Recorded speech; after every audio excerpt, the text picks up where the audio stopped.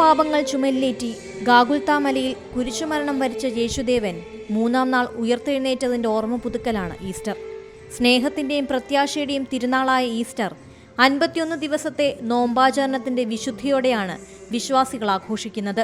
പ്രത്യാശയുടെ സന്ദേശം പകരുന്ന ഈസ്റ്റർ 50 നോമ്പ് ആചരണത്തിന്റെ സമാപനം കൂടിയാണ്.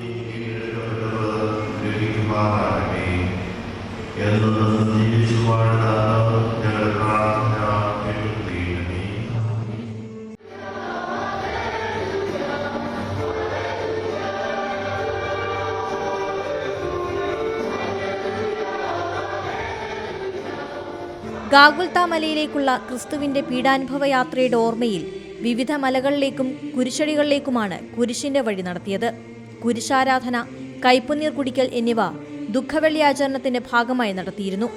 യാക്കോബായ ഓർത്തഡോക്സ് പള്ളികളിൽ ഇന്നലെ വൈകിട്ട് ശുശ്രൂഷകൾ നടന്നു. സിറോ മലബാർ സഭയുടെ ഭൂരിഭാഗം പള്ളികളിലും ഇന്ന് പുലർച്ചെ മുതൽ ഈസ്റ്റർ ആഘോഷങ്ങൾ തുടങ്ങി. ലത്തീൻ അതിരൂപത archbishop Thomas J Netto Thiruvananthapuram Palayam Saint Joseph കത്തീഡ്രലിൽ ഉയർപ്പ് ശുശ്രൂഷകൾക്ക് കാർമ്മികത്വം വഹിച്ചു. ശുശ്രൂഷകളിലും വിശുദ്ധ കുർബാനകളിലും നിരവധി വിശ്വാസികളാണ് പങ്കെടുത്തത്. പട്ടം സെന്റ് മേരീസ് പള്ളിയിൽ കർദിനാൾ ക്ലെമീസ് ബാവ നേതൃത്വം നൽകി. വത്തിക്കാനിലെ സെന്റ് പീറ്റേഴ്സ് ബസിലിക്കയിൽ പോപ്പ് ഫ്രാൻസിസ് മാർപ്പാപ്പ ഉയർപ്പ് പ്രാർത്ഥനകൾക്ക് നേതൃത്വം നൽകി. ഈസ്റ്റർ ശുശ്രൂഷകൾക്കായി വീൽചെയറിലാണ് മാർപ്പാപ്പ സെന്റ് പീറ്റേഴ്സ് ബസിലിക്കയിലെത്തിയത്.